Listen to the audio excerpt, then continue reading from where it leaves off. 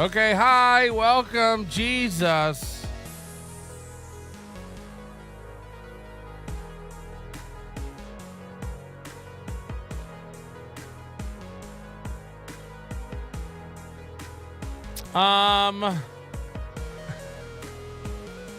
We're gonna do it. We're gonna do it. Sorry about that.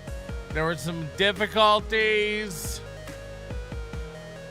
Fearless is here. Let's be on our best behavior. We're going to talk about Thai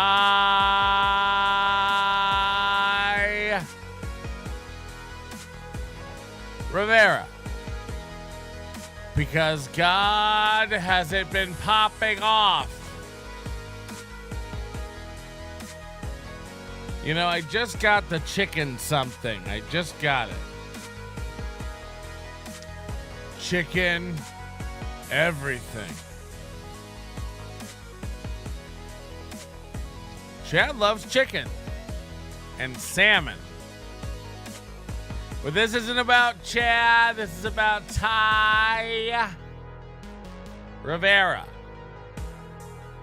And I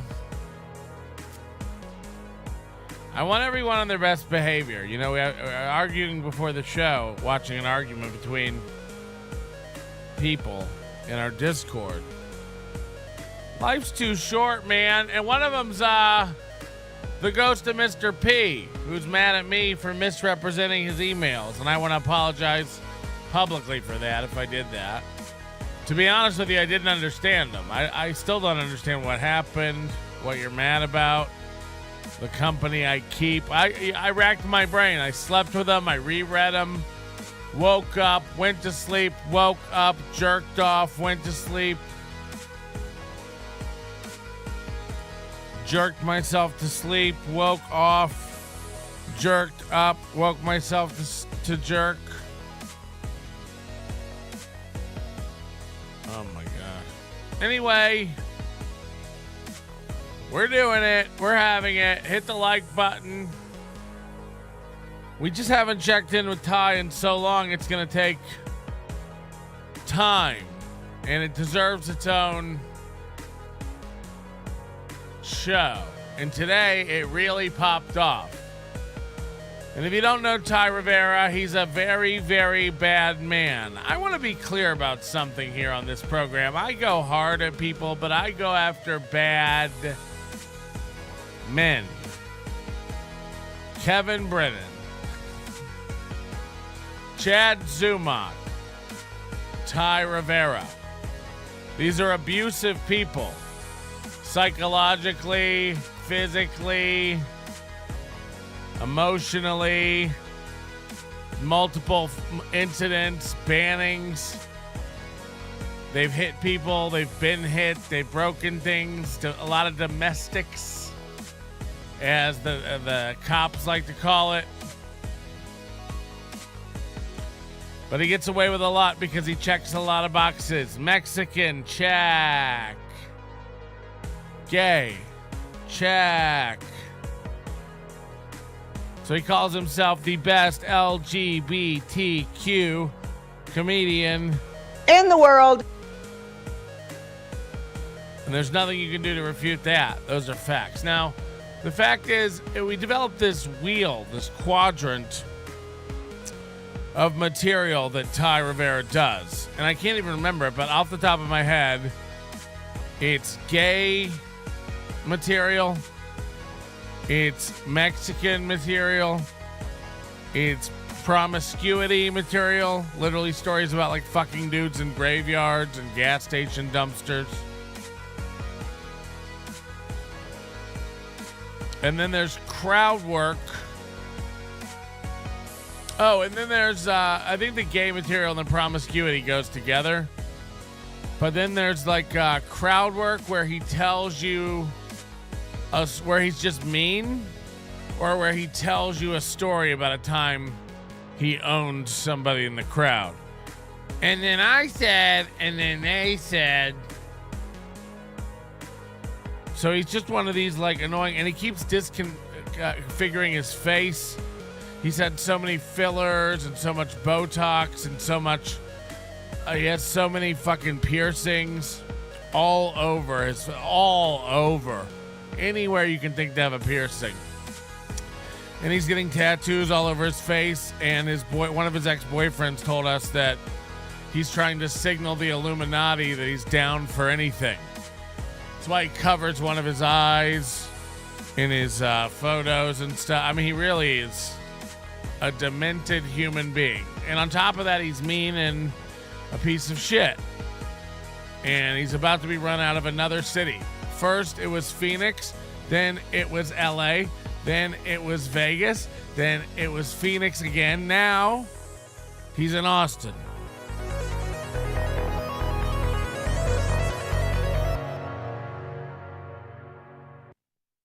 And a couple of weeks ago, he decided, I mean, he's not doing great, but he's getting on Kill Tony a little bit.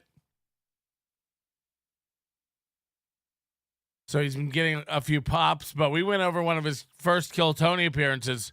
He literally is just like scrolling on his phone while everybody else is paying attention to the comics and making jokes. He's pathetic. It's really bad. He's just one of those lazy gay comics that like just relies on being gay and sassy. Well, then you know what I mean? That kind of like bullshit. We have an AI Thai voice. An A Thai.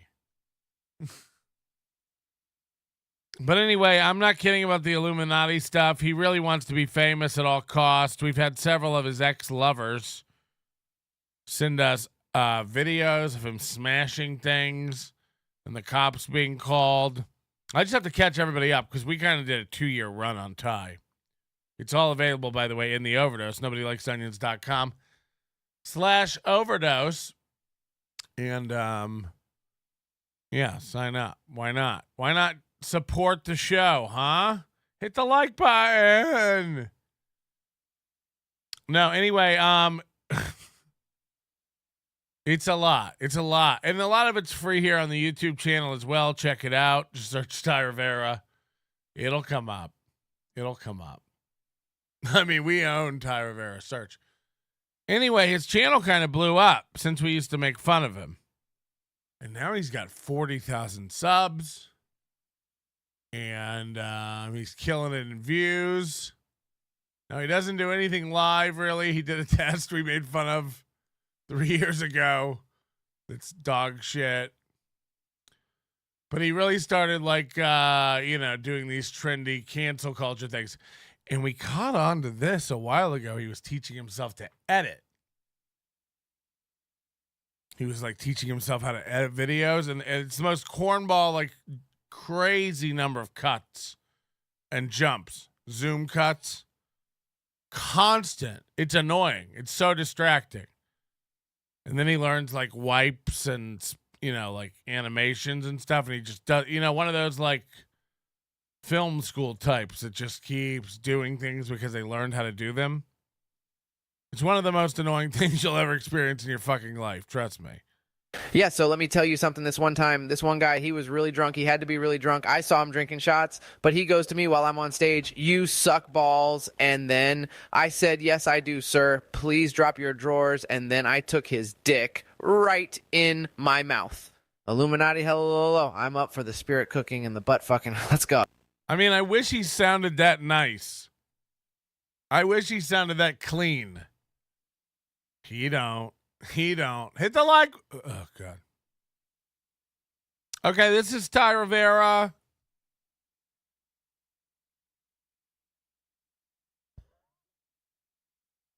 Like I said, he's killing it.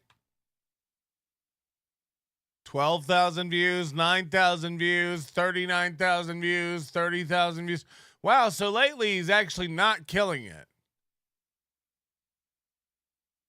But yeah, back here, look at this. 97,051, 10,000, 32, 125. So doing well. When we left him, he was getting 200 views on a podcast, and he had sponsors that weren't sponsors. Like Rick's. Anyway, as you can see, he literally, again, I wish I could. We ran him out. We got him banned from every club in Vegas passively. He literally got in fights and got trespassed. He got kicked out of places for threatening people. People hit him. It was what? It's a wild ride. We covered and we ran him out. He eventually had nowhere to go here. He was resigned to doing an 11 p.m. open mic in a Thai restaurant. Ironic. And then he just beat it. He goes, fuck it, I'm moving to Austin. Now, Addicted to Ubiquity is right. Ty has been writing Tim Dillon's coattails for years. Yeah, Addicted to Ubiquity is like my number one A-log. He's going to call me out on everything. Believe me on that. Fearless, member for 1 year. Can you believe it? I was supposed to be a kid going...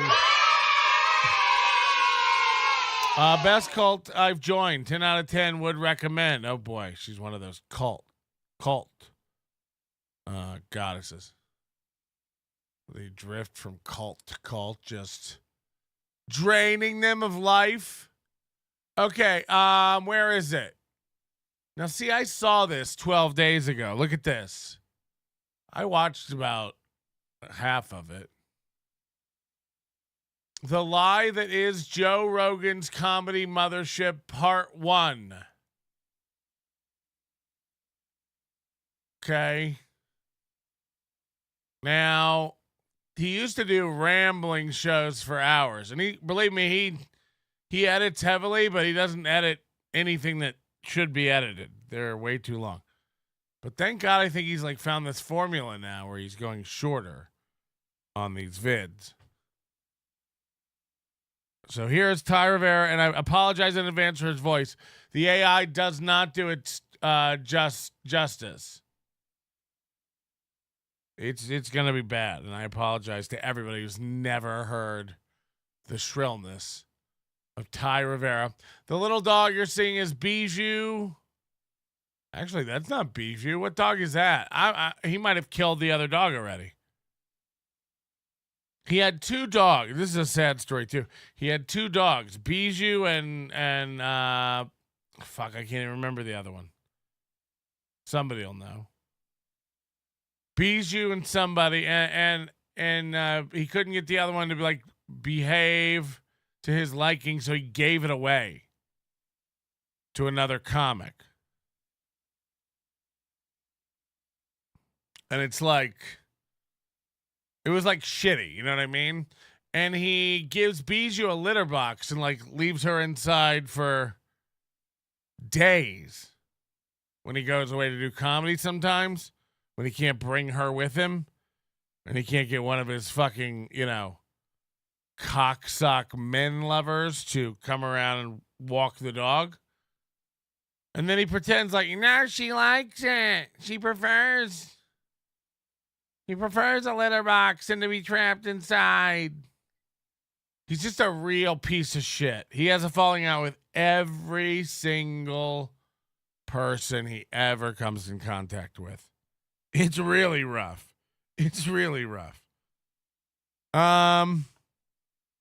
Again, I'm so sorry for this. That Mothership could be everything that they're saying it is online. I'm just saying right now it's not living up, and a lot of what you're hearing about it. Oh yeah, he wears cat eye contact lenses. He's got all those studs everywhere. Do not adjust your sets. It's a lot. Is a lie, even if people don't realize that they're lying. That's the thing that people need to understand about the Mothership. Yes, the Mothership. Do you see how he cuts it? It's so constant and tight. It's the opposite of this show.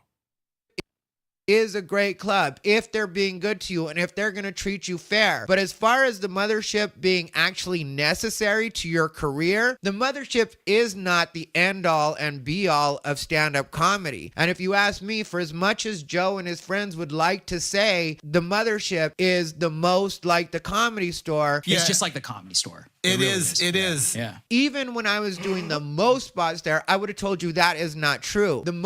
He means most spots at the Comedy Store. But he got banned from the Comedy Store. You wouldn't believe it. I'm not kidding you. And I fucked up earlier. He went from Phoenix to LA, back to Phoenix to Vegas, and then now he's in Austin. He's never worked at the Mothership.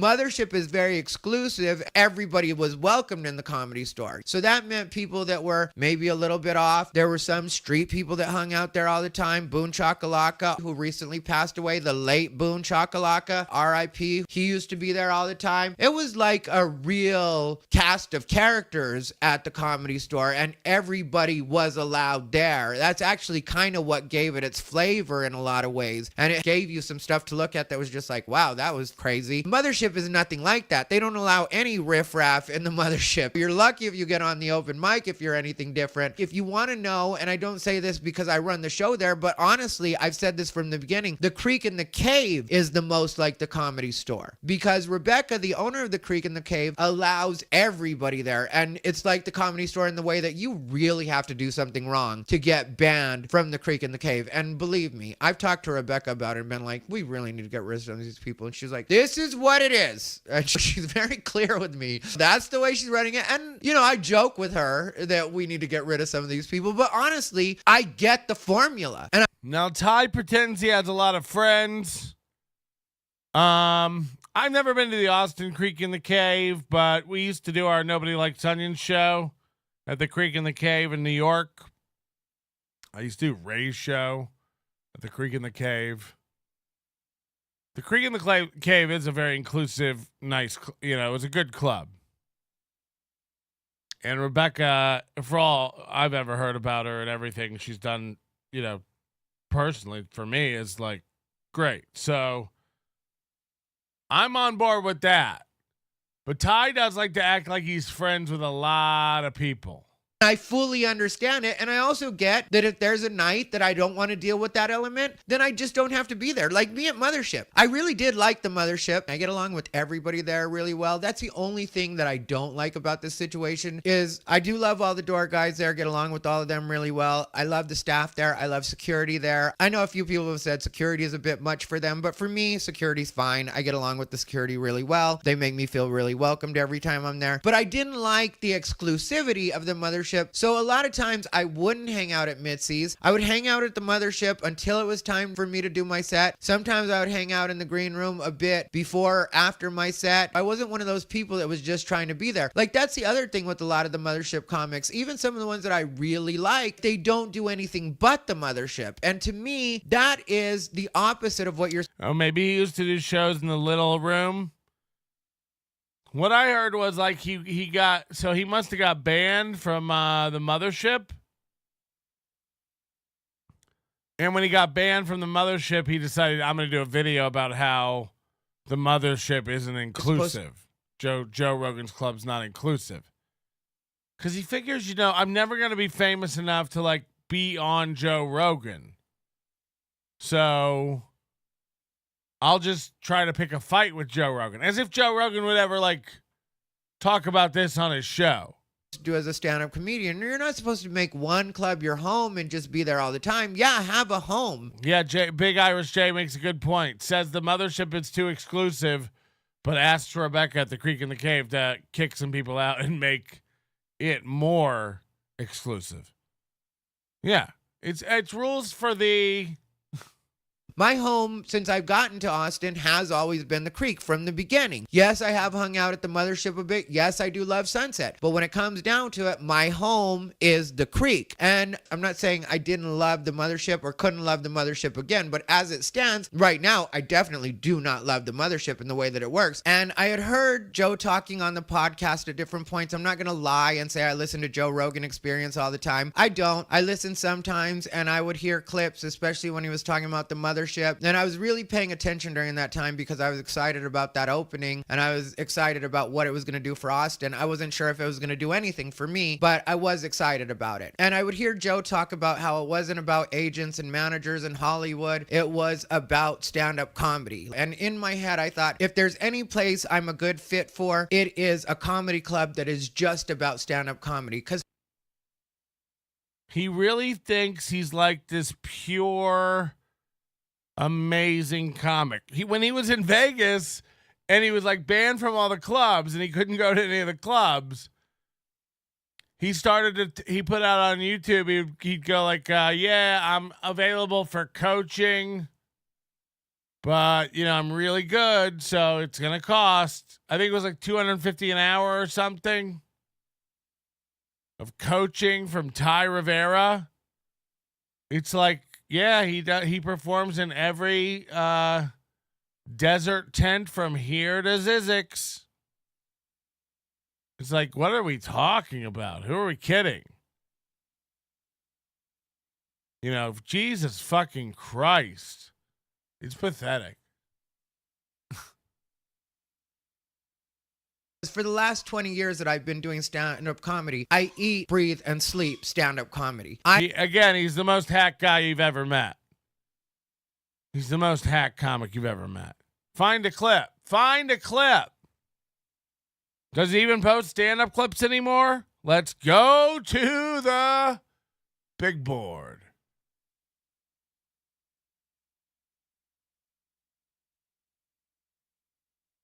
Are there any stand-up clips? Stand-up comedy. Oh, he did comedy tips for a while. Oh boy, diet and exercise. I'm gonna come.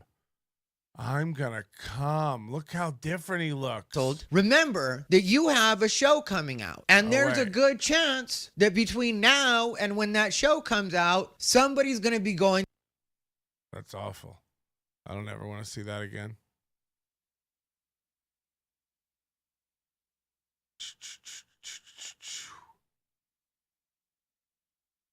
Where's stand-up? Oh, here, just here. Isn't that good? Thank you. I appreciate that. I just bought it today. It's actually a lotion. Thank you. I'm glad you caught it. Okay, this is probably the height of his career. Comedy Central.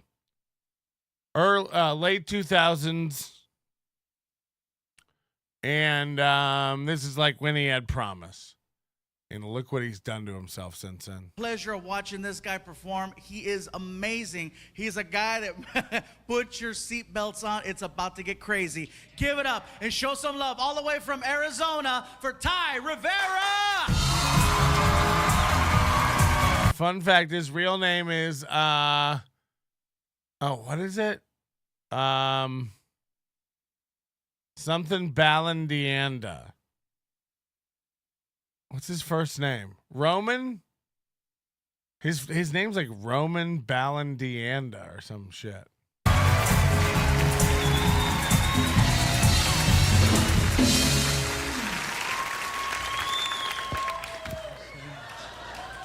So look what he's done to himself. So I know some of you are wondering who invited the gay Filipino. Don't worry, guys, I'm not Filipino.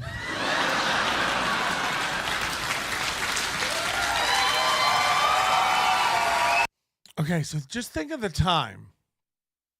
This is like 2008 or something, you know? This was brave. So he just said, I'm gay. And the crowd's going insane. So he was a novelty. This is the only reason he caught any kind of pop. Yeah, I'm so glad nobody looked surprised when I said that. Sometimes when I'm performing and I say that I'm gay, people look surprised, and I feel like, what exactly was throwing you off? When you look and sound like this, you should never have to say that you're gay. I'm serious, this voice is a curse. Sometimes I listen to myself on recordings and I feel like I get it, God, I'm gay. Was the voice really necessary? Besides, these eyebrows don't just happen.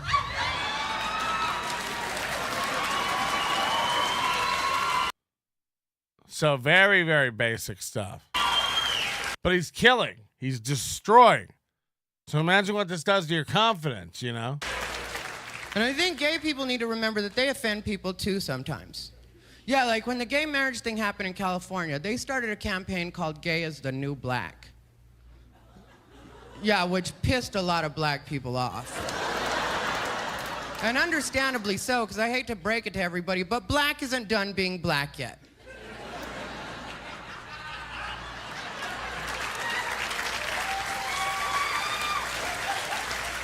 I mean, we've come a long way in this country, but black is still black. And you can't even effectively compare the two. You know, like I, as a gay man, will have people talk to me, hang out with me. In some cases, want to be my friend, and then they find out I'm gay, and suddenly they want nothing to do with me. Where with black people, you automatically know you don't like them.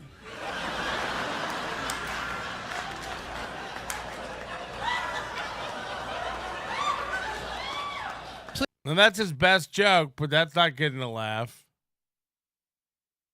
Anyway, you get it. Very basic stuff. And if you go to anything more recent, it's this. Thank you. I appreciate it. Every letter in the fucking alphabet for no fucking reason. Just relax and be fags like the rest of us are. Who's that? Fuck you, that's who I am. Clearly a fag as well.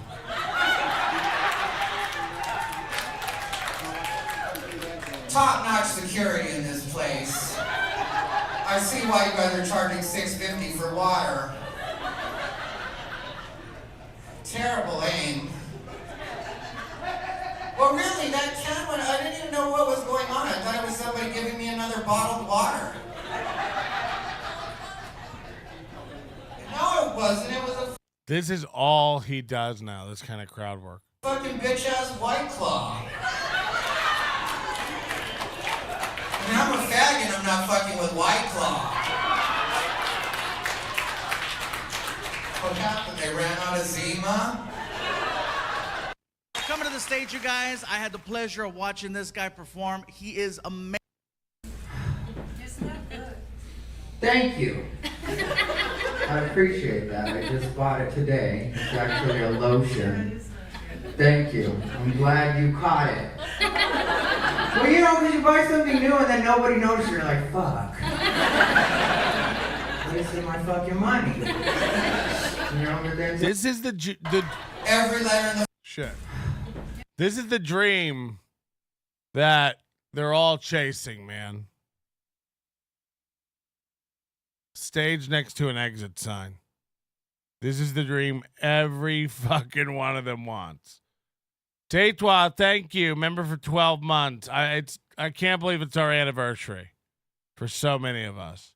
Look at this. It's just falling on today. Isaac Adkins also, along with Fearless. Slapjaw Timothy Smallwood. Who is this flambe? Hi, Patrick. Heidi-ho to you. Patrick, I'm not sure who this flambe thinks he is, but Wetback, please grab a shovel and plant my flowers. Jesus Christ. Wetback, grab a shovel, and plant my flowers. You know, but then somebody said that right on the I like you already. Fuck the rest of you, because I like a lot closer to you guys than I did to her. Fuck Tucson. This is Tucson. He drove 5 hours for this. Are there any other fags in the audience tonight? Again, this is his comedy. Are there any other fags in the audience tonight? Yes. Yes. Well, if you count a woman, but yes. Yeah, you count. Yeah, you count. No, it's just me and her, no others? You know I can see you, right? I'll turn on my fucking grinder right now. We'll get to the bottom of it. All of his comedy is that. He's all gay. Non-stop gay. I am always doing spots. I do more spots than probably any other comic at my level. I still go to open mics like No comic at his level does more comedy. crazy. I'm going to one after this tonight. And for all I know, Joe Rogan doesn't even know the extent that things are going wrong at his club, because some of the stuff I'm going to mention will be very specific to me, but some of it also other comics have noticed. What's up, everybody? Thai Rivera here, the absolute best LGBTQ comedian in the world. Before we get started, I'm just going to ask that you like, comment, and subscribe. If you want to comment just to help me on the algorithm, but you don't know what to comment, just put a knife, because for all I know, Joe Rogan himself is going to come for my neck on this one. And now a quick word about our Foreshadowing. sponsor for this video, Aura. Are you tired of constantly receiving spam phone calls? You different manager I was firsthand that is not what it is. Don't get me wrong. People have told me not to burn this bridge, and I don't really mind doing it because I've taken every avenue possible to make sure that Joe Rogan himself knows that right now the way that his club is running isn't the way that he pitches it on his podcast, isn't the way other comedians have. By the way, this isn't even one of his most viewed videos. 32,000. So this was all for nothing. It didn't blow up. You're not paying dang. I've talked about it, because when you hear comedians talking about it, it usually is big comedians like Andrew Schultz. Pauly Shore has talked about it. Bobby Lee's talked about it. A lot of people have talked about the comedy Mothership. And the truth is, that is the perspective from a comedian that the club knows that it has to treat the best, because those comedians have Joe's personal blessing, have Joe's number. In a lot of cases, Joe will show up to greet them and make sure that everything goes the way it's supposed to go. What I'm going to talk about is what it's like to be a comedian that actually works for the. I mean, that's definitely not Bijou. So did Bijou die? Addicted to ubiquity? I mean, that's definitely not Bijou, but he cannot stop getting stupid little chihuahuas, can he? Holy shit. Holy shit. What kind of fucking asshole gets a chihuahua? The Mothership. They're all retarded. Because aggressive and retarded. Up until just a couple of days ago, I was considered a Mothership regular. And I don't know. He wasn't. Andrew Schultz really well, but we were very friendly when I met him. When he was talking about the way that he's paying comics, it's bananas. I remember getting excited because that was before I had gotten my first check from Mothership. And so I was really excited to see this check because I had done several spots in. I didn't get Bijou's teeth in the mail, so I'm assuming this wasn't one of ours. Little Boy, the small room. Bro, bananas. It's like. And I'm not acting like me and Andrew Schultz should get the same The small room, that's what I thought. amount of money, but I am saying I end up getting my check, and what they pay per spot at Little Boy is $100, or that's what I only ever got paid, was $100. I mean, like, don't get me wrong, I'm always happy to get money, but when you're hearing online that he took money from Spotify and is literally distributing it to comics in an insane way. It's all this money. And even Mark Gagnon, one of his co-hosts on his show Flagrant, who I met when him and Andrew Schultz were here, even he said that he made a lot of money and all he did was the small room. I only did the little room when I went, and I did like 4 shows there, and My friend. I only met Andrew Schultz for a minute.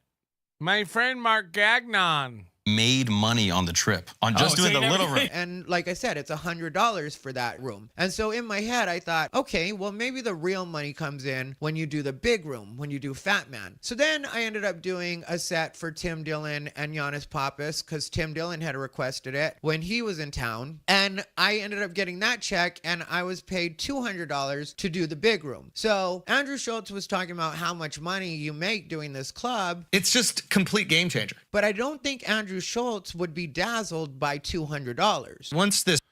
Yeah, they're not doing a spot. They're headlining. It's so disingenuous of an argument. Andrew Schultz doesn't show up and do 10 minutes, Ty. 100 for 10 minutes is great. You know what you used to get? You know what you used to get for a 10-minute spot at 8 minutes or whatever at the Hollywood Improv? On weeknights, it was like $7.50. And I'm not kidding you. They put $7.50 in an envelope and gave it to you. On weekends, it was $12.50. And if you got to do like 15 minutes or 20 minutes or whatever, it was like 20, 25 or something. And if you were lucky enough to host, which meant you had to be there for like 3 hours, you would get like $100. But I'm not kidding you.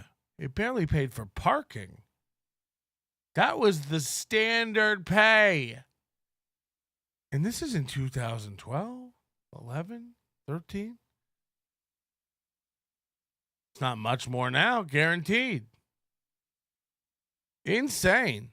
There's no money in this. So $100 for your 10-minute spot, that's good pay. That's good pay. This pay scale is out there in the world. But whatever, like I said, me and Andrew Schultz aren't getting the same money. But either way, it definitely was not money like that. It was $200 was what it was. And that's all I've ever been paid. Recently, I did 6 shows for Tim Dillon. Tim Dillon is very cool with me and a very generous man. So he paid me separately from what the club paid me. But what I got paid by the club was $200 per show, which I'm not going to sneeze at $1,200. $1,200 is still cool. Then I ended up hearing later from other comics that they were being paid $300. And so I basically got shorted $100 per show. And that seems kind of weird for You're local. They don't respect you. You were added on at the bequest of Tim Dillon, who you probably bugged for the spot. It's hush money. That obviously didn't work. A club that they say Rogan's like, I don't even care if it makes money. Yeah, I know. I just want to break even. Think about that. Yeah. He doesn't need it to make money. And like I said, $1,200 is nothing to sneeze at. But when it could have been $1,800 and you have it explained away why it is you didn't deserve to get that extra money or you shouldn't have gotten that extra money, then it does let you know that somebody does care about the money there. It's not the picture that they paint when they're saying, I don't even care if it makes money. I'm not going to make that seem like the hugest deal in the world, but it is an actual thing when you consider that that's what people are saying. Like, oh, it's so much money. They're giving you so much money. Just a reminder, Ty's dad had moved in with him. He's an elderly old man. And Ty wanted to move to Austin and get a first floor apartment. And after he moved in, everything flooded. All his furniture, all his clothes, all his belongings, all his dogs. And the only other apartment they had available was upstairs. So now his elderly father has to climb stairs, which he can't really do. There's no elevator. It's that kind of an apartment, I mean, there's a breaker box in his bedroom. This is not a classy place.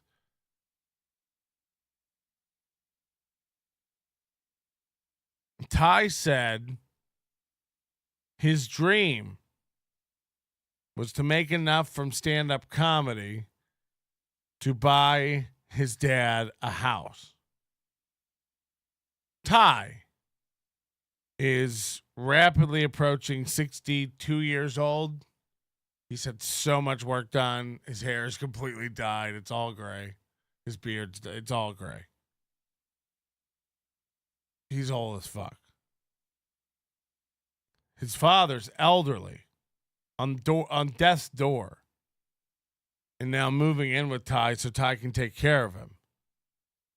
Ty works the worst clubs in the country. Again, you saw that laughs.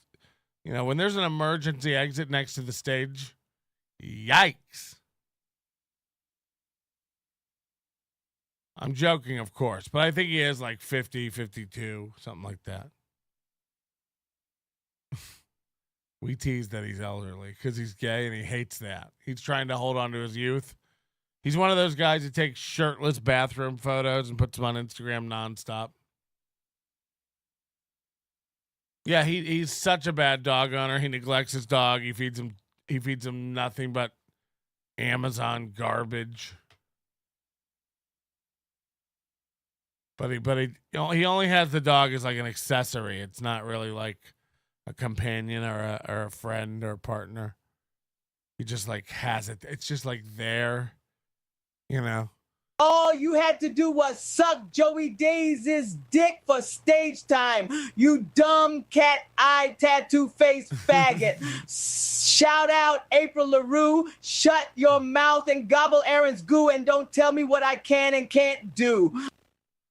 Jesus Christ. All you had to do is suck Joey Diaz's dick for stage time. That's all you had to do. Isaac Adkins member for 12 months. We got another one. Who you got, Ty or Chad? For what? For what? They both have black eyes. You mean like fighting each other? Single mother of 5. He definitely seems better than a Ray or Chad comic. Slapjaw Timothy Smallwood. Please tell me you saw Ian Hawke rip up Joey C. No. I work on a different floor. Money, and yeah, maybe to headliners, but a lot of clubs give a lot of money to headliners. And like I said, Tim Dillon had paid me well enough for that weekend out of his own or what he got from the club that I'm not going to pretend like that's a really big deal. I just think it's worth mentioning. But to me, the biggest problem at the club is the booker, Adam Egget. I think he was a huge problem at the Comedy Store as well. I don't think Adam Egget knows what he's looking at. I don't think Adam Egget should have a job. I've told him that on text and I've told him that in person. Oh boy. And the hits keep on coming, huh? So that's how it started. And again, that was 12 days ago. And then we get into I don't even want this. to give him the satisfaction of saying his name because he doesn't even deserve the follows. He could use them, but he's not going to get them. Oh. What's up, everybody? Thai Rivera here, the absolute best LGBTQ comedian in the world. Before we go any further, I'm just going to ask that you like, comment, and subscribe. If you want to comment just to help me on the algorithm, but you don't know what to comment, just leave a knife because Kim Congdon and Sarah Weinshank are already coming for my neck. Well, I guess we had to get to part 2 sometime. I'm gonna apologize to you guys because this took a little bit longer than I wanted to take, but only because I wanted to talk about what it is that's happened and kind of the fallout that's happened since I put up part 1. If the out-of-town visitors are coming here regularly and they're not doing well, why are you still making room for them and giving them several spots? How about you drop them to one spot? And then how about Dylan Carlino? Dylan Carlino is a regular there that's not getting spots. He's very funny. How about there's a couple of the newer people that you haven't been giving spots to that are in development? How about when it... So now, in case you don't know what's happening, Thai Rivera is telling the head booker of the comedy Mothership how to book the club. And he was also the booker before this, prior. He was the booker of the Comedy Store in L.A. comes to the door guys, there's a couple of door guys that you like and you put on everything, and then there's other door guys that don't get to do anything but the crew shows and maybe get one show a week while your favorite door guys are getting lots of spots. How about spreading that around a little bit more instead of just making the club about your personal favorites? And I was like, look, I've been doing this for 20 years. I shouldn't have to wait to be one of your personal favorites in order to get spots or in order to get treated fair at the club. It really should be about the stand-up, which is something I said to him.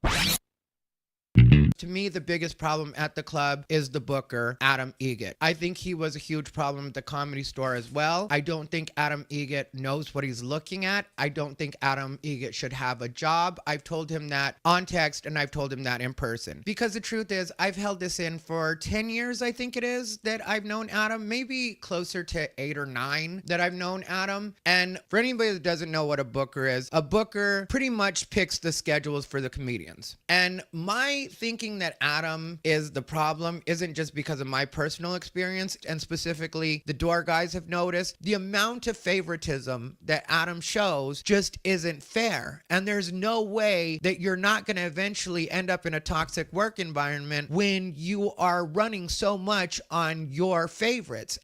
So this is how he got banned from everything pretty much in Vegas as well. He just isn't that strong of a comic, and he's a very weak writer. You know, you get away with a lot with the gay, sassy attitude, like on stage, which is lazy crowd work. And again, go watch his videos and tell me if it's any different. But the joke writing just is non-existent. It's so weak. It's so bad. And for you to go public and just start attacking instead of changing it up and trying different things doesn't make sense. So he knows he'll never be good enough for this club, and he just wants to burn it down. Again, I think he thinks like Rogan and him will have a thing. Rogan might come after me personally for this. And not really paying attention to the stand-up itself. Because every time that I'm in any room there, I always kill it. And I'm not just fooling myself. Once in a while, I'll have a set that's not as good as another. But for the most part, and anybody that's seen me perform there can verify this, that's a door guy, that's a security person, even the servers all there love me and when I go up. And I'm always killing it there. But over the months, I start noticing that I'm getting fewer and fewer sets per week, which a part of me is fine with because I'm doing enough stuff around town. I'm not relying on that, but at the same time, I'm noticing that I'm getting fewer spots, and I'm like, how is it I'm still killing it? And in some cases, killing it even Wait a minute, I'm the best.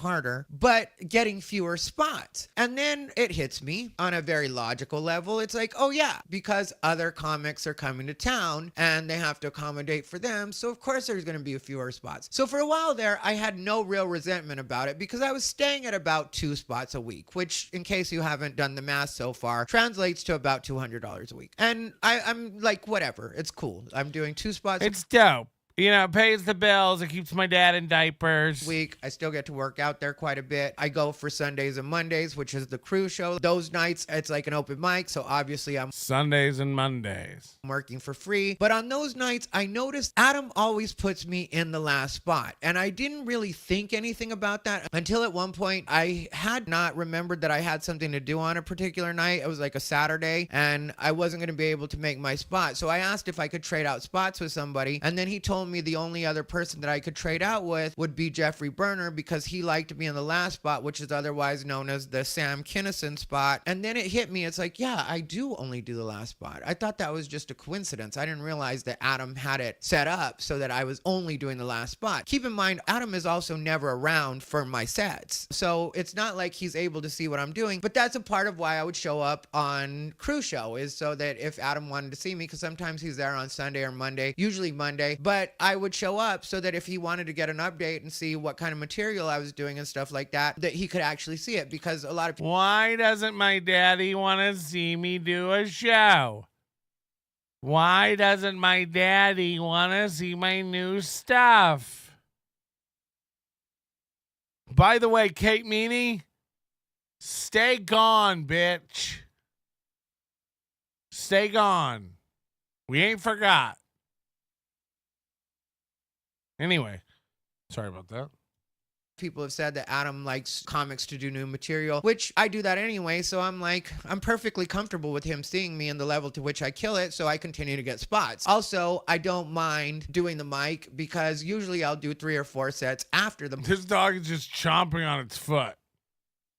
mic, and they're all unpaid. It's open mics. It's me working on new stuff and doing whatever I want to do in the way that I want to do it. And so I'm working hard on everything I'm doing, but I'm not really tripping over even that, even though I was like, why do I only get to do the last spot of the night? And then it turns into a situation where even when I go to crew show, no matter when I check in, I end up going last. Sometimes I get there last, which is when I sign in, but even if I don't get there last, I still end up going last. And I don't know why that was. Adam claims to have no control over that, and he said it wasn't his choice, but I have literally had door guys, because door guys run the crew show, they host it. I've had door guys So heavily edited. It's so distracting. Michaela says he talks a lot and doesn't say anything. You fucking said it. You fucking said it. Jesus Christ. There's never been a man talk more and say less. Brian Landon, how much you got for those sweet tats? Or how much for you to get those sweet tats? You don't have enough $3 chatter.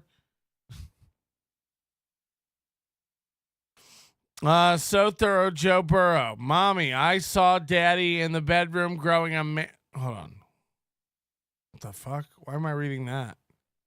That's the old this. Mommy, I saw Daddy in the bedroom growing a man from his butt. Oh, Catherine, dear, that's just Daddy's friend helping him wash his back. With spit? I meant to be showing this. Mr. Panhandler, this fruit's mug is a thing of nightmares. Did he go to Mickey Rourke's surgeon on Groupon night? Ayo! Got him. Confirmed, Panhandler. Confirmed.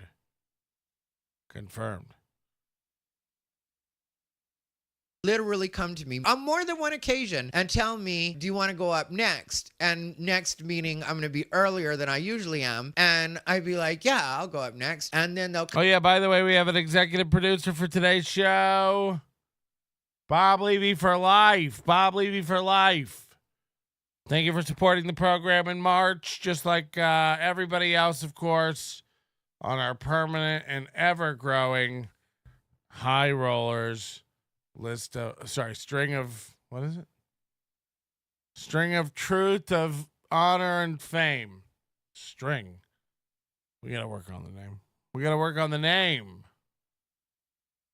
It's too confusing. Come back to me and say, Adam said that I have to wait to put you up till later. And then immediately after, and this has happened more than once, they go to another professional comedian and say, Adam wants to know if you want to go up next. So tell me that that isn't some kind of bias or preferential treatment coming into play at that point. I mean, he just sounds like a bitter bitch.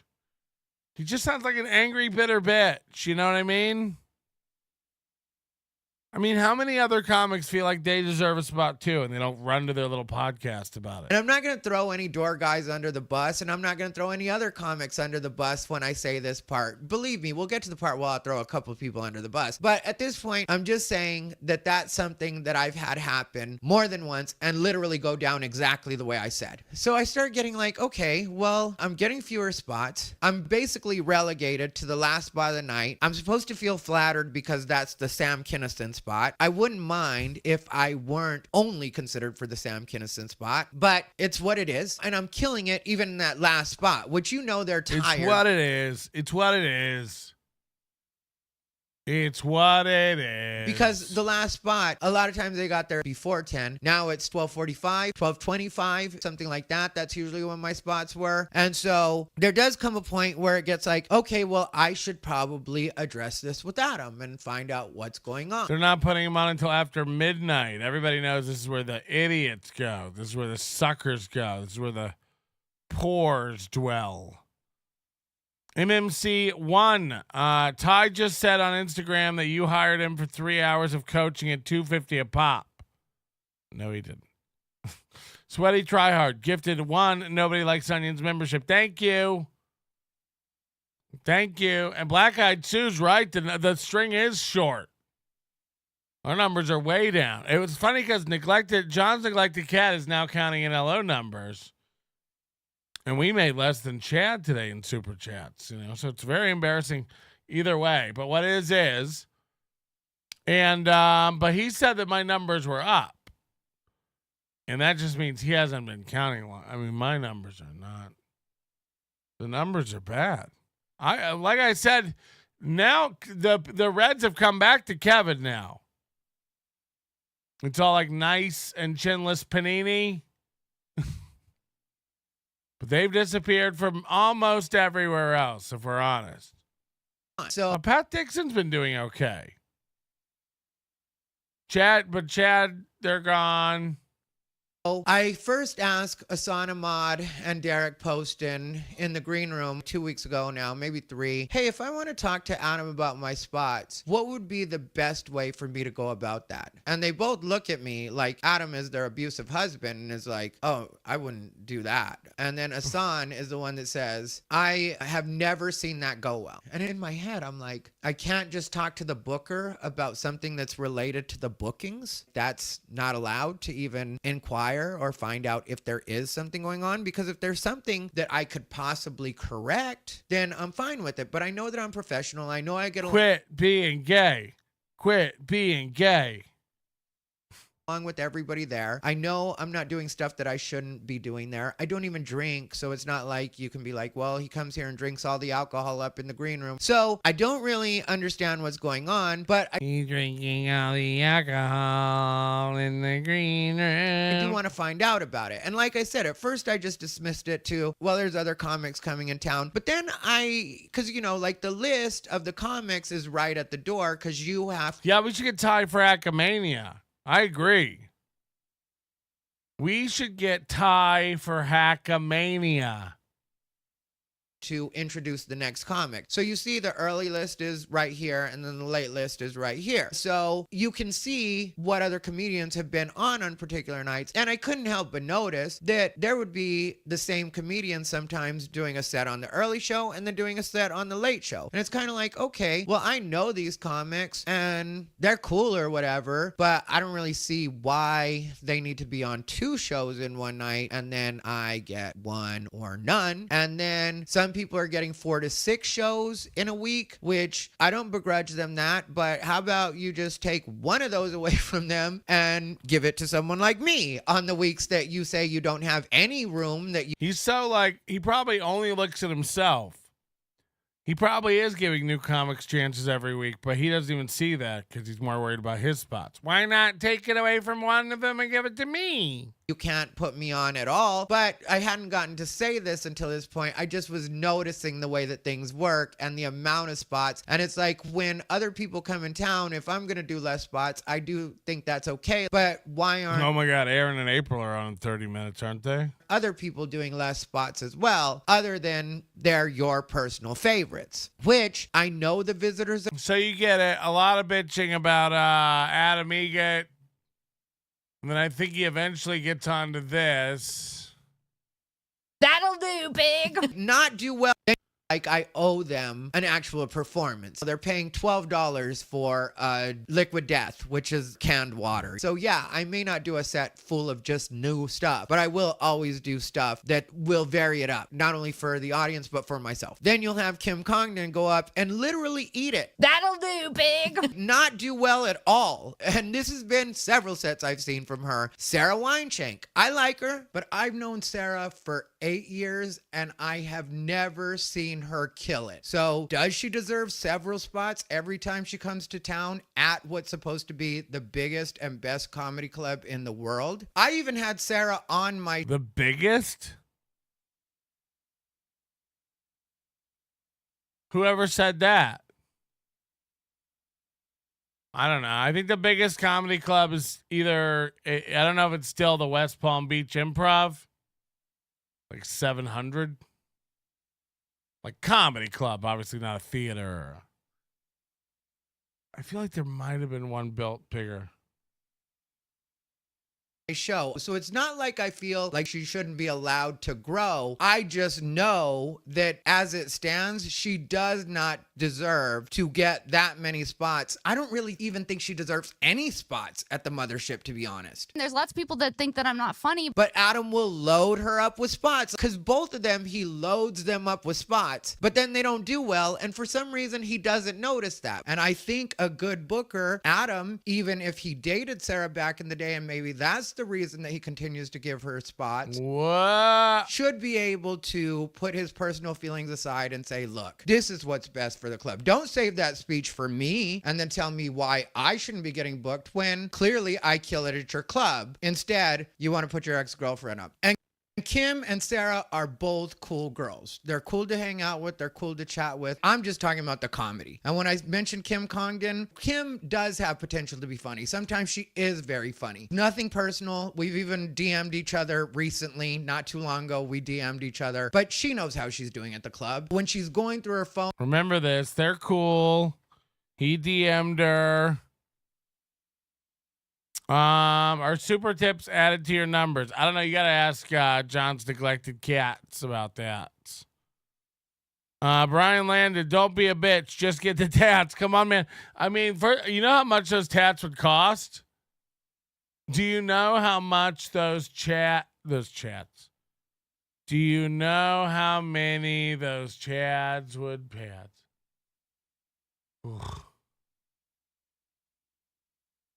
I mean, this is just so stupid.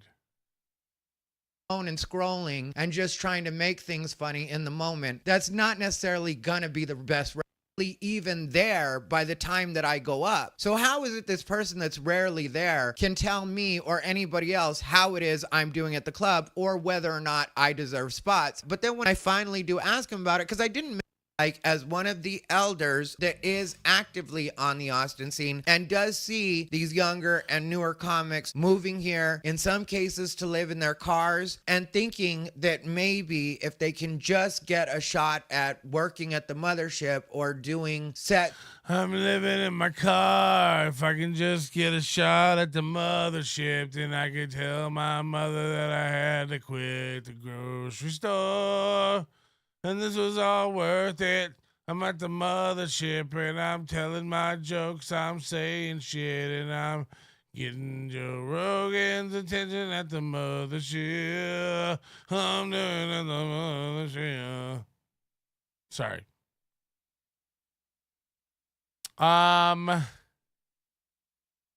Then we have this today. He's going to be going. That came out just a few hours ago. Oh boy. Oh boy. I will say this. It is very fake to ask you to do your show. And then he posted your picture about doing his show. So he promoted you. It's fake. Hey guys, originally I was going to put this out, but yesterday Kim Congdon went crazy and turned into a total Karen by trying to get me and my friends canceled. He broke me. Trying to get me and my friends canceled.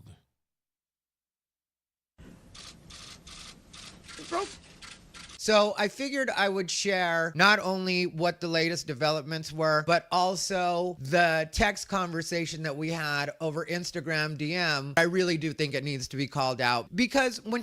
Wow. Just for the record, one time Ty would always like he had the shittiest car. He's poor. He's really poor. Go back and listen to our show. He used to live with rats and flies and like it's gross. Everything he had was like stained and you know me. Nothing got by. Just imagine us zooming and zipping around his filth pad. He knows better now, man. He locks into a corner. Shuts all the doors. We are doing a show. Make the bed and don't let Melton see how we live. Everything is gross. My table's missing glass. It's really bad. It's really bad. Anyway, so he had such a shitty car. He would always have comics like open for him that weren't good, weren't ready to be like features, but they had a good car, so he would always like do it under the auspices of like, I'm giving comics a chance. Oh yeah, we made fun of him having a Glade plug-in, and we never saw it again. He unplugged it, and we never saw the Glade plug-in again.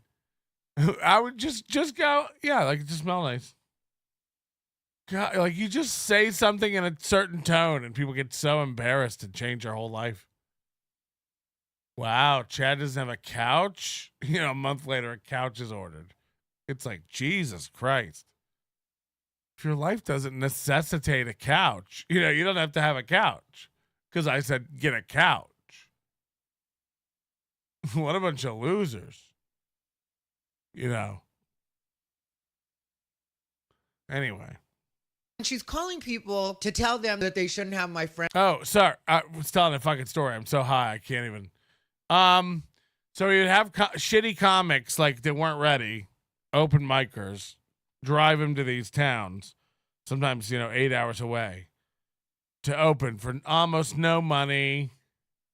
He'd be making $200. They'd be making $100. It would barely cover gas. Ty would be a diva the whole way. One time the car broke down and Ty lost his mind on the other comic. Doesn't offer to help in any way, of course. And one time he had this comic, Amy Blackwell. He was riding with her, and he was recording their conversation secretly. He was sitting in the passenger seat, and he was just recording their conversation. And then I guess she said the N-word, so he like just released it. He's like, look what kind of person this is. And it was just like, geez. First of all, like, yes, but also like, he's just walking. He records conversations.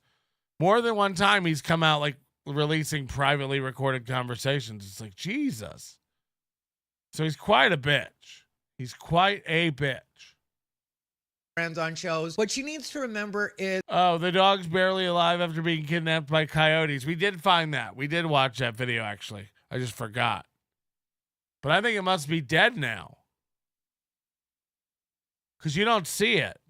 everything she does is bigger than her. She is not the star of anything. When it comes to Kill Tony, Tony is the star of that. So if she decided not to do Kill Tony anymore, there would be no consequence to Tony. When it comes to Legion of Skanks, she could completely stop doing Legion of Skanks. It wouldn't change Legion of Skanks. Roast battle. Most roast battles happen without her. So it's not even like she's necessary to any of the people that she's trying to threaten when she tries to get me taken off shows. What did bother me though was she tried to get one of my friends, who was actually very funny and doing her own thing, taken off a show because she shared the video that I made for Instagram, which really doesn't make sense at all, because you never know why someone's sharing something. Sometimes people agree with the sentiment and don't know the players involved. I personally know that does not know Kim Congdon, and that was not meant to be a slight at Kim Congdon. She just agreed with what I was saying in the video about some of the dynamics and thought that was worth sharing. Because what you have to remember is there are a lot of people that are within the comedy industry and get tired of the same things I'm tired of when I'm talking in these videos. And Kim Congdon should be more concerned with the fact that she's not doing well at the Mothership than she's concerned with the fact that I mentioned that she's not doing well at the Mothership. And what Kim needs to remember above everything else is that no matter who you are, karma is a thing. So while you're out trying to get me So remember, canceled, the whole time, the whole reason he blew this up is because he got kicked out of the Mothership. I imagine he went and bitched to Adam Egget, and he got banned from the comedy Mothership. And you know it didn't go down the way he says it went down. No, I just went to find out if there was anything I could change to see if I could, you know, fix things. Hit the like button. and whoever else you've decided to get canceled, remember that you have a show coming out. And there's a good chance that between now and when that show comes out, somebody's going to be going through all your stuff, trying to see what they can get you canceled for. And when that happens, He's got a sign up that says, teach yourself not to take revenge in this world. Karma will punish them behalf of you. So this is just broken English and misspelled gobbledygook. And I only say gook because, you know. I don't want to hear you complaining about cancel culture, because you are cancel culture. Now check out the video. Big thanks, Red Pill Threads and Loretta Powers. Oh no, he has a Patreon now. We've missed so much. Guys, I don't even know how to tell you. There's so much Thai Rivera lore. We covered him in like 2021, going on and on about how he was going to start a Patreon, and he was working on it, and he was loading it up with content because he wanted, when it opened, he wanted it to be stuffed with content already so that like people had stuff to watch. And then like 2 months went by, and somebody asked him in the comments, where's the Patreon? And he goes, what would I do a Patreon for? I don't even have any ideas for a Patreon. Why would I do a Patreon? That's stupid. Now it seems like he's, you know, but again, his channel's kind of blown up. Thai Rivera Patreon. Chad's at 83, by the way. 83 paid members. And if one more person sends me the 131 member screenshot and doesn't tap the about button to go see that it's 83 paid, I'm going to scream.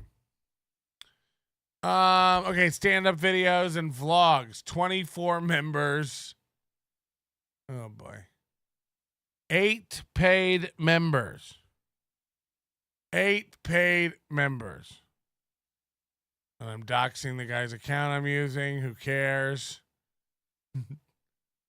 8 paid members, though. Can you imagine? 16 posts. And by the way, how are the posts? How are the posts? This video is on YouTube for free. Hour and 12 minutes.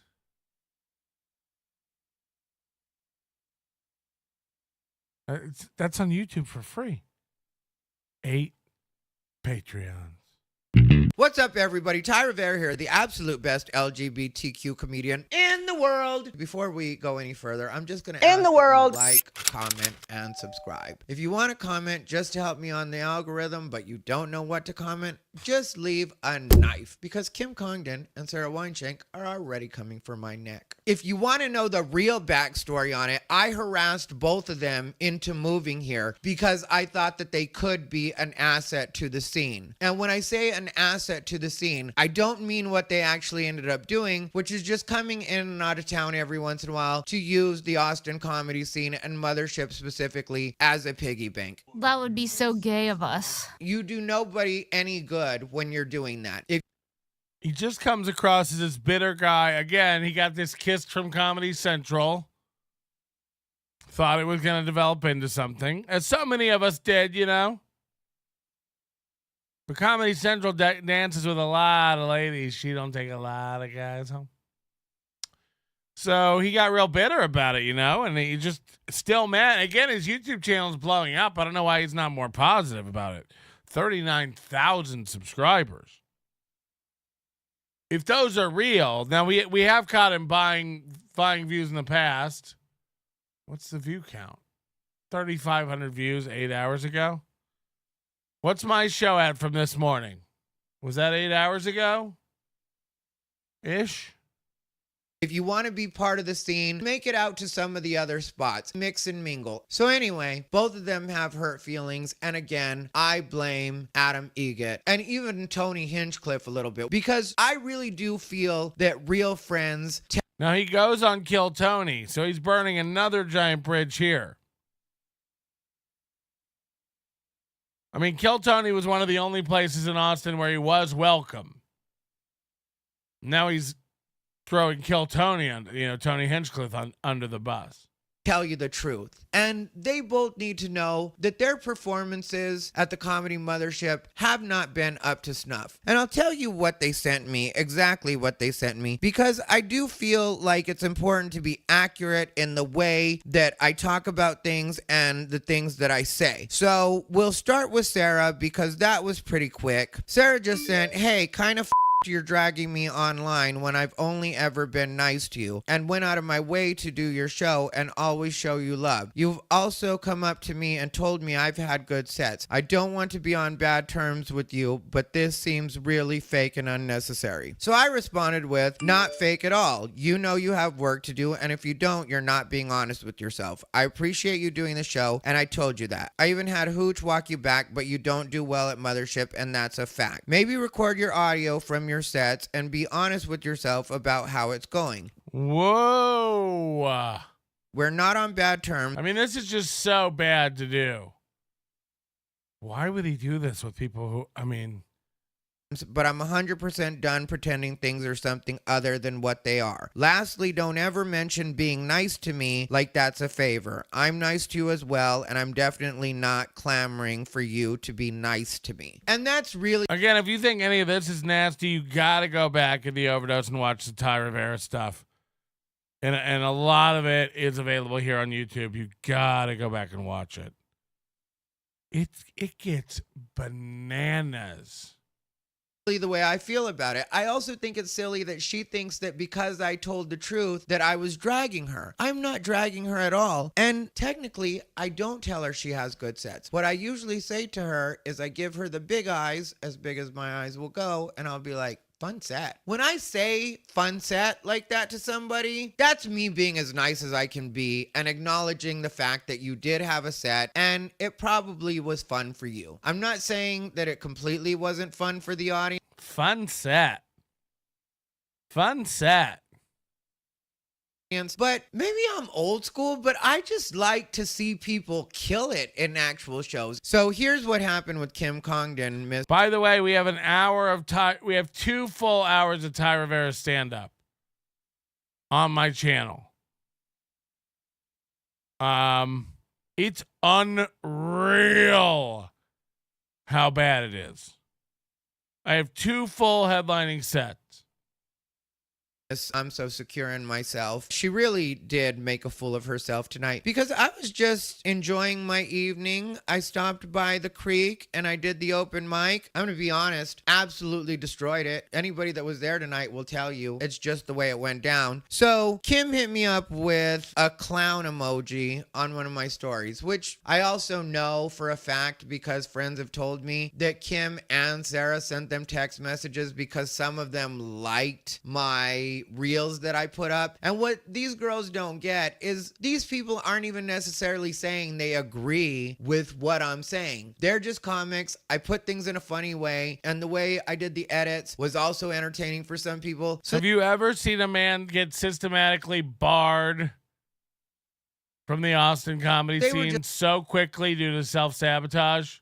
Just liking it on that level. They weren't necessarily saying. Oh, yeah, Josh, Denny, and Ty did a podcast together too. It's atrocious. They agree with me, but these two try to turn it into that because they're trying to do this thing where they think they're going to be able to get me blackballed or blacklisted or whatever. And it's like you're both trying to do your own version of cancel culture while pretending to be anti-cancel culture. So you guys can do that all you want to, but I need to spend more time editing anyway. So I don't really care. The first thing that Kim did, which I'll tell you really quick, and I don't know why she thought this was a clown, but she sent me a super thanks on YouTube, which if you guys want to send me a super thanks, please do. I always appreciate the money. I do thank the people that send super thanks. Basically, super thanks is like a super tip on a video, but you leave it after it's live, not live, you know?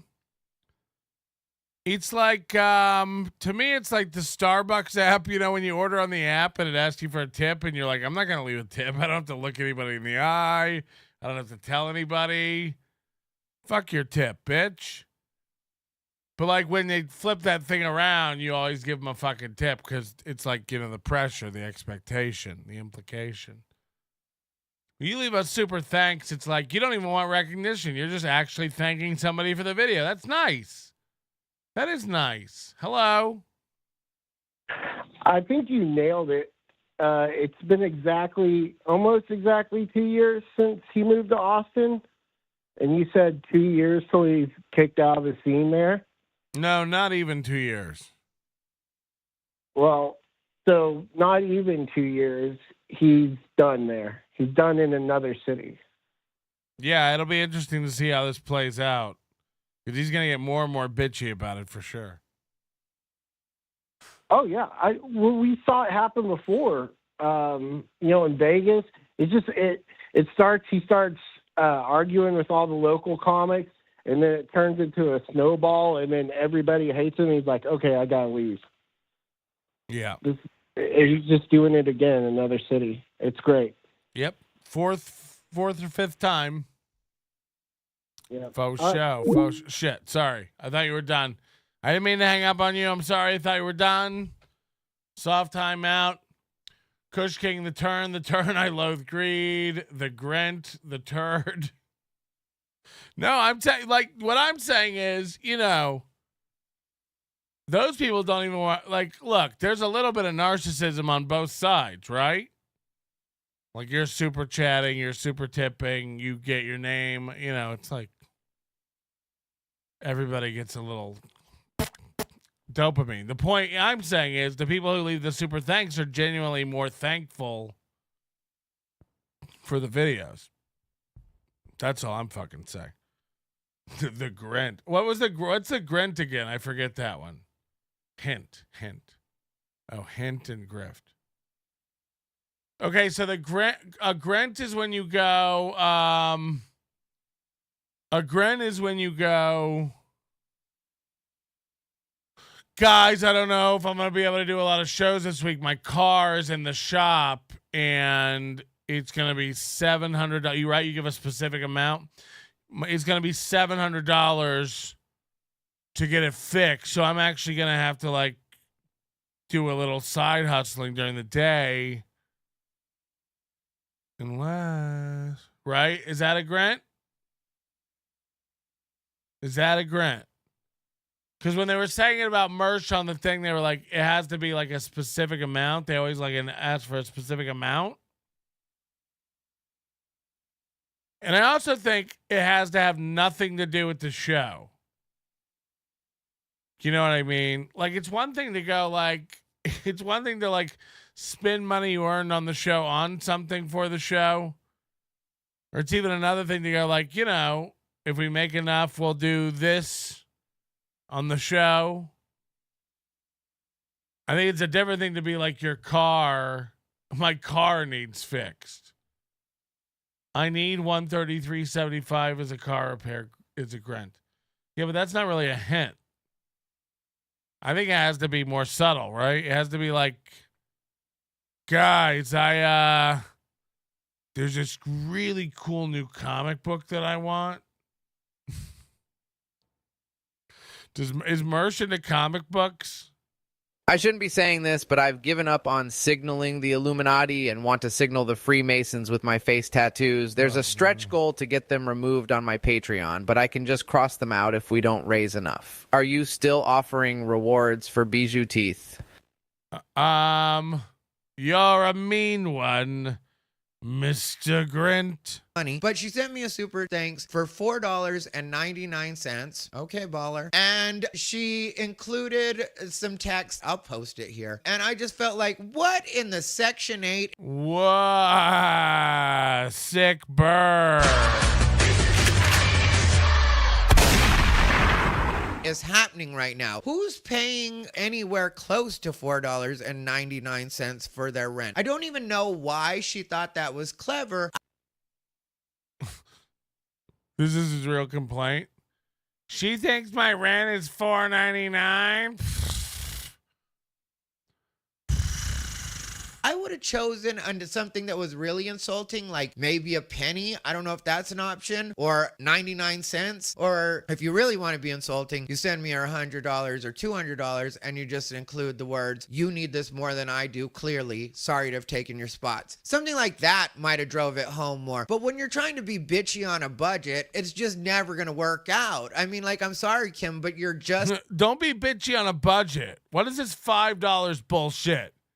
You should have done $1 or $100. 5 is just incorrect. Not that girl. Apparently you don't have the means to be the type of bitch that you would actually like to be, and I get it. But what I told Kim was... So fucking... Is that a grunt? Is that a grunt? He's like, if you were really mad and you were really had it like that, you would have done $300. But you don't got it like that. That's just reverse psychology. Since she had been so generous and sent me that money, I would do a full review of her comedy just short of a special. The reason I call it just short of a special is because it's 30 minutes. Who puts out a 30-minute comedy special? And she called it something like Childless MILF, I think is what it's called. And what she should have called it was Where's the Other Half? Because I don't really know why she thought a 30-minute special was something to put out. But okay, what? By the way, Thai Rivera bragged one year. You know, we were covering for many years. Hold on, that's a grunt? That sounds like just reverse psychology. Yeah, I don't know. Everything's a fucking grunt or a grift now. I can't even. All we do is grunt around here. Whatever. And then she also... No. Oh, yeah. 1 year, Thai Rivera announced that he had deals to shoot 2 comedy specials. Holy shit. One of them was produced by that guy, Dylan Dillagaff, the wheelchair idiot. Horrible, horrible comic. It's so fucking bad. They're like unwatchable, and Thai Rivera's sets are like 12 minutes long. So Thai Rivera doesn't even have a special. And he's like, it went down 12 minutes. You're like, oof. was proud of herself because she got 120,000 views in 2 weeks. Those are not good numbers. I've done commentary videos that have gotten higher views than that. If I went on Rogan and every other podcast like she did, because she did a podcast blitz. This is what it's really about. You know, it's all just jealousy. I thought this was about the comedy club and stand-up. Now he's doing, you know, everything Chad does. Her videos don't even get a lot of views. I've known Rogan longer. She went to every podcast she could possibly get on and promoted.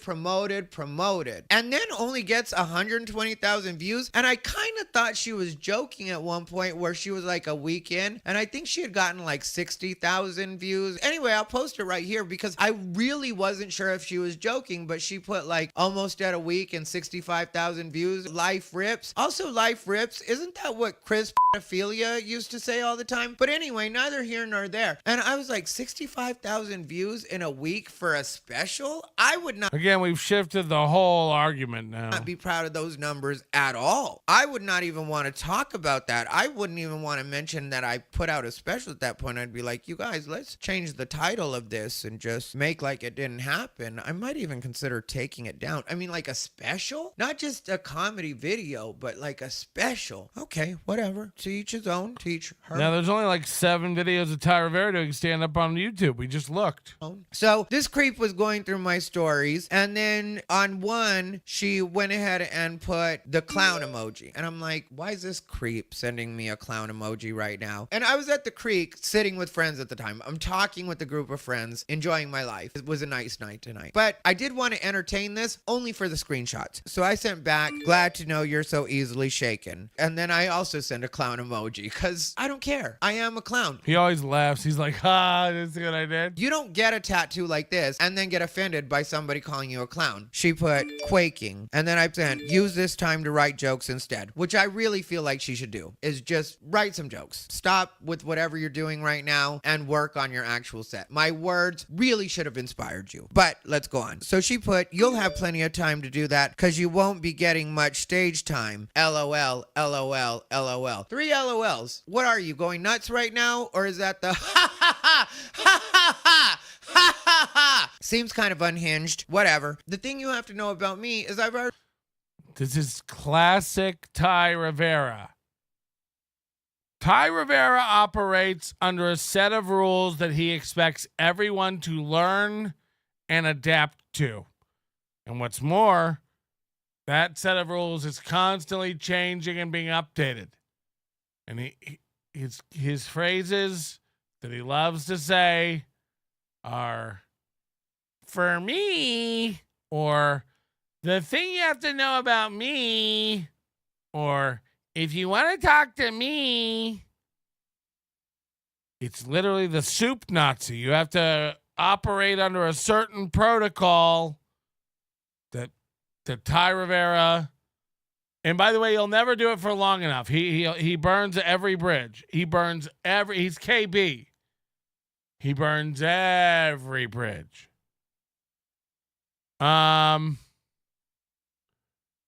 So he always has to say this kind of shit. Like the thing you have to know about me.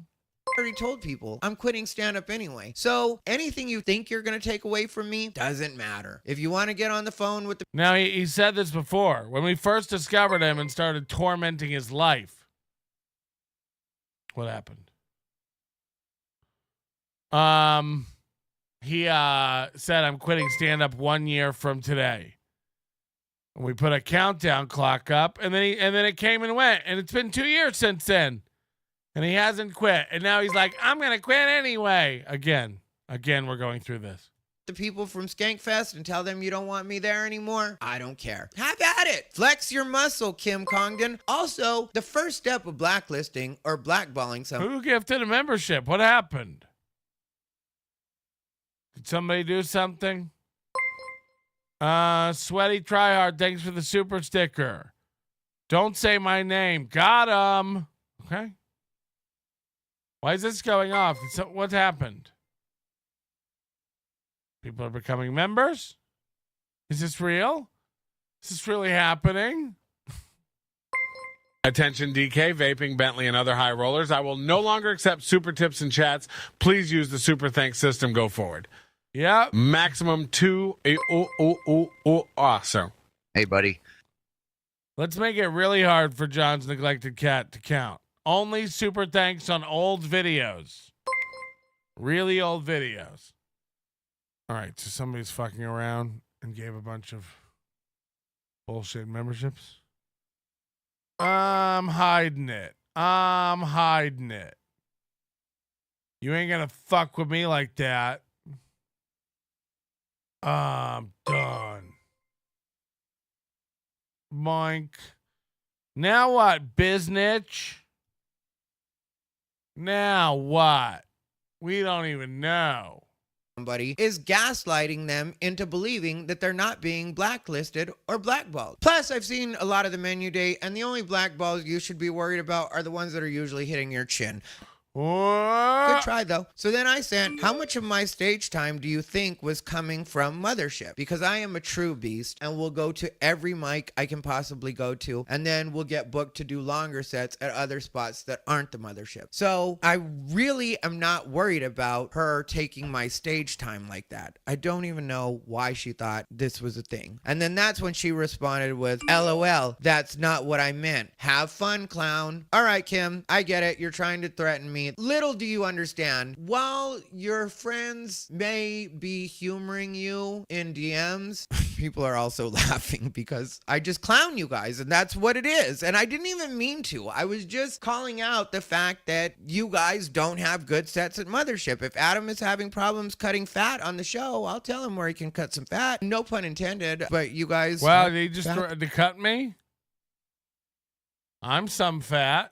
It could be cut. And so I just sent back, unlike you, I don't only do one show. And then she sent, thanks for your spots. And then the kiss face emoji. And then I put, good luck selling more than 15 tickets of Vulcan next time. Hopefully those numbers come up on your quote unquote special. And that's just 100% true. She sold 15 tickets at Vulcan, which Vulcan holds over 300. There's an upstairs and downstairs. She sold 15 tickets. And then Sarah Weinshank said, hold my beer, sold even less than that. Abysmal. Get a hold of yourselves. Can we stop acting like we're running the comedy world when we're only selling 15 tickets? I mean, Ty thought he had such a big following he could do a residency on the Las Vegas Strip. 2 shows Friday, 2 shows Saturday every week. He thought he could do that and sell it out. He did one weekend. He announced it was a complete success. We know it wasn't. Again, I have it all recorded. Check out the channel. Search Thai Rivera. He announced we're going to do 6 more. Not one of them ever happened again. It never happened again. I thought we were talking about stand-up. I thought we were talking about booking. Views, tickets sold. What are we doing? And then she sent, you're the only one worried. There's nothing you can say. So I sent back, I'm not the one hitting you up late on a Sunday night. So then she sent back, got me, Roast King. And I sent back, stay tuned for part 2. And then she sent, can't wait, LOL. I'm telling you, this bitch is nuts. So then I sent back, also we'll be doing a full review of your special. And then she sent, I love watching people ruin their already non-existing careers. So then I sent back, is that why you put out a special?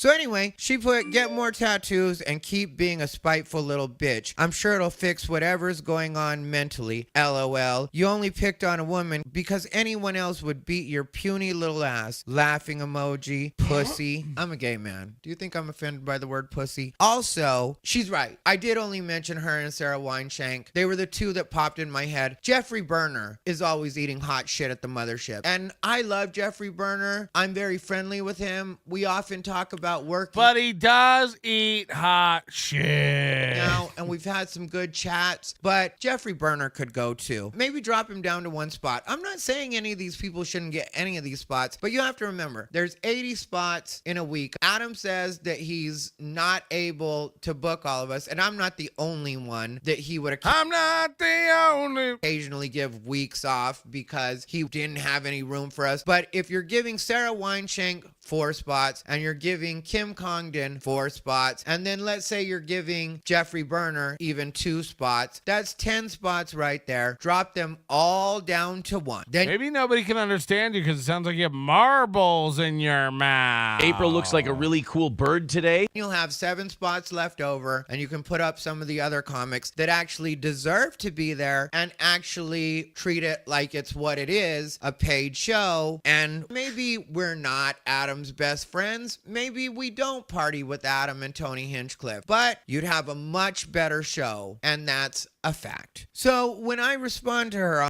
on that, it was when she said, I'm sure it'll fix whatever's going on mentally, LOL. So I responded with, again, I'm not the one messaging late on a Sunday night. How am I the one that's mentally unbalanced or going through some sort of mental issue when you're the one that's hitting me up in DMs of all places? Because if this were happening on my actual thread of one of the videos that I had posted, I could understand because it might serve as promotion for her. And if she had her roast lined up, technically she could have just barraged me and possibly gained some new fans or made her fans hyped to go watch her special and hopefully get those numbers up. You're not even thinking like somebody who this isn't, imagine this voice.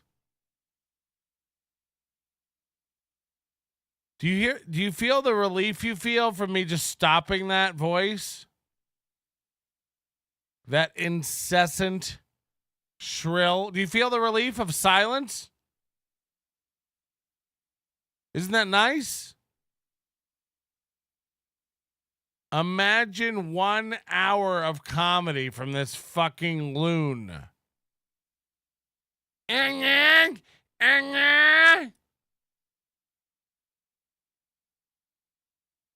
has something to promote, Kim. You're literally acting like a psycho in my DMs right now, especially with all the LOLs and laughing emojis that just make you seem like a crazy person that really has no point. I don't even point.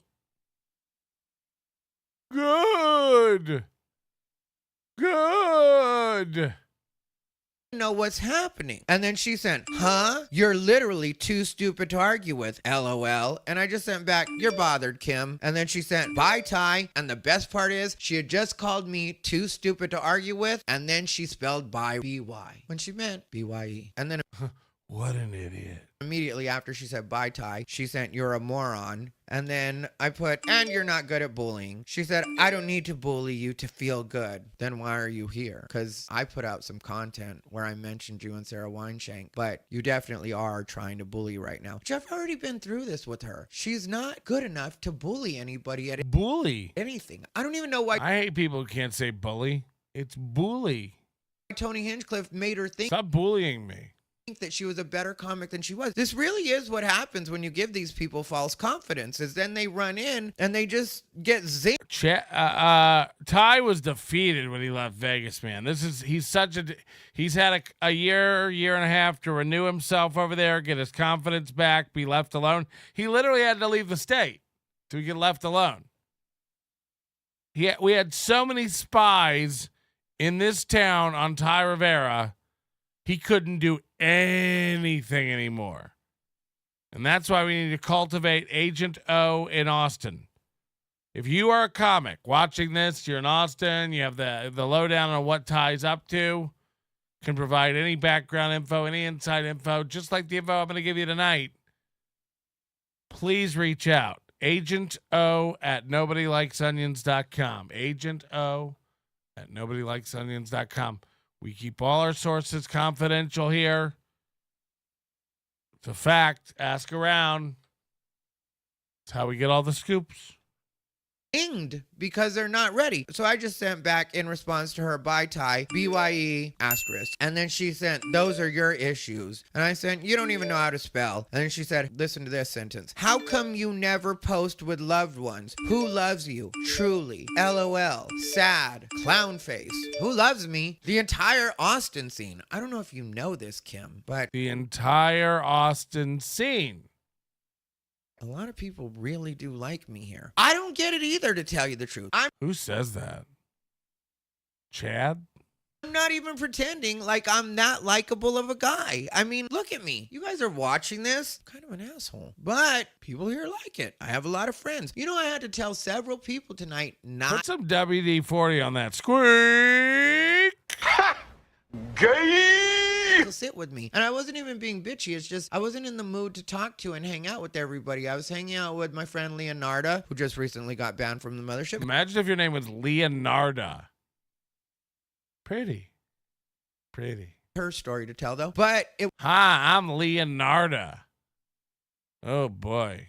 You work at the post office? wasn't even like she did anything. And then she sent me Lonely Sad Boy. And then she sent me a link to BetterHelp.com, which if she were smart, it would have been something she's sponsored by. Just to send BetterHelp.com, I don't even know why she would send that. Again, I think she thinks she's being clever right now, but do better, Kim. And then I just sent back, I'm with friends right now. I don't know what she was talking about. Lonely, sad, whatever. I was with friends, literally, at that moment. And then she put, sure, LOL. The people you met at an open mic this year don't count. I just said I was literally at the Creek open mic, but there were plenty of actual comics there. I think These are my friends. Kim doesn't really have an idea of what the Austin comedy scene is, so she says that like it's some sort of insult, but the Creek mic is actually great, and she could use some time at a mic, and then she wouldn't have to read off her phone when she's trying to do jokes at a professional show. That's what I would think. I would think her and Sarah Wineshake both need to be at open mics, and the fact that she thinks that mentioning that I might be at an open mic is an insult, that's what I'm supposed to be doing, because I'll work a joke out at 3 to 5 open mics, and then I'll drop it in my act, and then it looks like it's been in my act forever. Then it's just finding where I actually want to put it. So I'm not going to pretend like I'm at all ashamed to be at open mics. And I was like, you must be lonely to be messaging right now. You did Rogan and still got low numbers on your special. Not exactly loved yourself. And then she sent open micer, you didn't do Rogan and no one knows you. 125K in 2 weeks. Peace. And I sent, I've gotten more views, and this is where autocorrect started pissing me off. Then I've sent back, I've gotten more views on a commentary than you've got. Imagine arguing like this with these people. This is like Chad's like, you can't go toe to toe with me. It's like, what? This is what toe to toe with Chad looks like. Gotten on your special. Autocorrect changed it to momentary, which is very frustrating. And then she sent, no one will remember you. Kim, whether or not people remember me in a good way or a bad way, I guarantee you people will definitely remember me, especially in stand-up. If I end up dying, being at the level that I'm at right now, you know the way people love to remember the dead, like they loved them like they should have when they were alive. And I hate to break it to everybody, I really am great at stand-up. I mean, Eric Myers died a couple years back, and he was far better of a stand-up than Thai Rivera. No one knew him. No one knows him. Thai Rivera is now having a fantasy. He's Huck Sawyer up in the rafters watching his own funeral. People are keeling over with tears. Why? Too soon. You know how people are. If I were to die at my level, I'd blow up. I'd blow up. This would be huge. This would be huge. It's just one of those things. And I know it pisses some people off, but it's just a matter of fact. So I'm not worried about whether or not I'll be remembered. I will definitely be remembered. I'm just hoping I hit it big before, but off commentary, I'm not worried about stand. I know I'll be remembered after. It's just before. Will my body of work be again, he doesn't even have a special. He has nothing. He has nothing. I'll show you his special. Wait till you see it.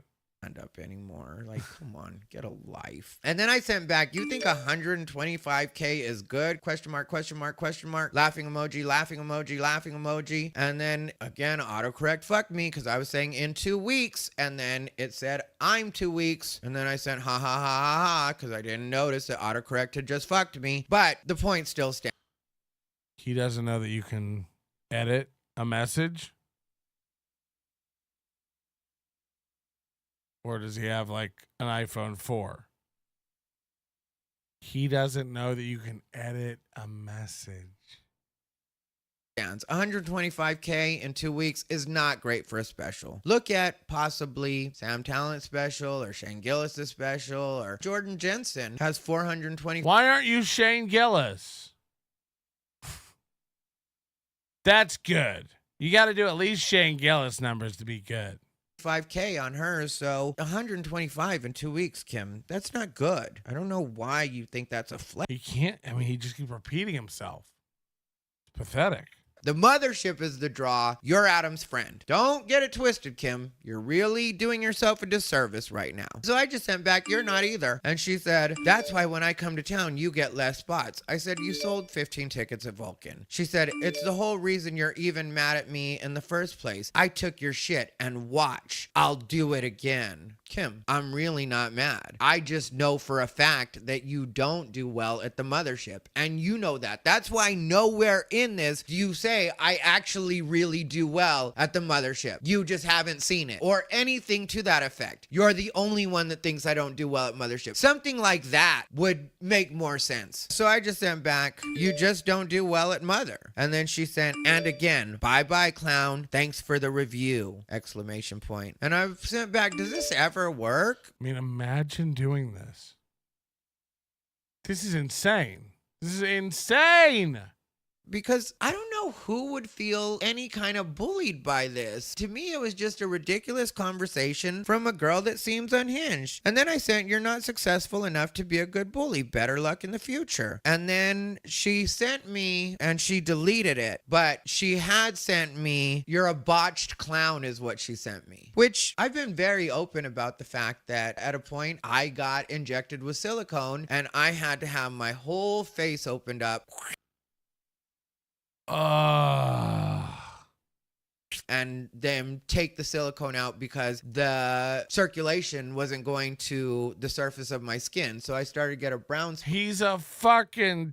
he's just cobbled together from bits of parts. Spot here, there's still a little bit of, and then while they were at it, they figured that they should try to take the rest out as best as they can. And so for me, calling me a botched clown, I've already told you guys how I feel about being called a clown. Plus, we're comedians. Guys, I've already told you. Why don't you keep up? You got to remember the Book of Thai. The Book of Thai. So anyway, I guess he did this Sunday. Sunday night, these texts went down. Monday, he recorded this. It came out today. I don't know if he knows yet what I know. I have received word from a trustworthy source who has talked to somebody near the highest levels of the Austin comedy Rogan empire. That's all I'll say. I have no reason to believe this isn't true. Thai Rivera is officially in timeout by the entire Austin comedy scene. Every club, every show, bye-bye Mothership, bye-bye Brian Redband's club, bye-bye Kill Tony,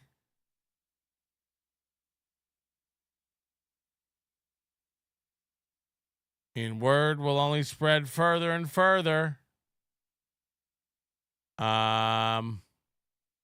So that's why she was acting so cocky in those texts. She already knew the marching orders that were going out to fuck Thai Rivera, blackballed Thai Rivera in Austin comedy. And apparently that's what's going to happen. Now, look, there will always be little shitholes and open mics and stuff he can perform in. It's what happened here. He had to start his own show at a Thai restaurant. But eventually we had people streaming that for us, and he hated that, and he had to move. He had to move. So, yeah, that's where we're at. Again, bye-bye Mothership. Bye-bye Vulcan Gas Company. He had been a recent guest on Kill Tony a couple times, and now that's... You've insulted Tony Hinchcliffe. The word is out on the streets in Austin comedy. Again, I have from a very high source. I cannot say who. It's so high, but you know the name.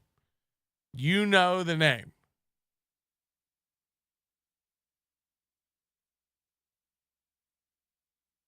Thai Rivera out. And anybody who gives a fuck. And by the way, you know, all the little people who run the little open mics and shitty shows want to eventually perform at Mothership. So they'll probably heed the blacklist warning from the Mothership. I just can't, like, I just never seen a guy just destroy himself like that so quickly. In what world was this ever a good idea to do? Bananas. Patrick back on speaking terms with Butch Bradley confirmed. What? Wow. Butch Bradley high up in the Rogan empire? I don't know about that. What's Bitcoin right now? 71.5. Did get up to 73 today, though. A little over. All right, everybody, we're going to get out of here. That was a little bonus afternoon time. Maybe we'll do something tomorrow. I don't know. I don't know if there'll be time. That's a little. I just wanted to do the Thai Rivera special. This had to be its own thing. I knew it was going to be hours. I knew it was going to be a long time. Thank you to the show's executive producer, Bob Levy for Life, for supporting this program. Program? Wait, doesn't Chad write for Rogan? Shut up. Shut up. Hit the like button on your way out, everybody. And thank you to all the people who support the show through any dollar amount. This is a grant. This is a grant. Soft timeout. This is a grant. Don't count this grant. Get your name on the wall by just throwing a large sum of money at the string of honor of truth of what is it? This is something of the children of the corn or something. Anyway,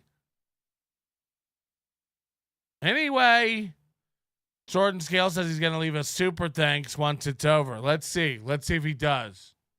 No, let's see if he really does. No, let's see if he really... Your manner is most unbecoming of a gentleman. Would you be high on cigarettes? I don't know if the comedy hasn't hit them yet. They're full-blown retarded or just high on cigarettes. A question posed to stupid hoes who don't get it yet. Excuse me, miss. Are you high on cigarettes?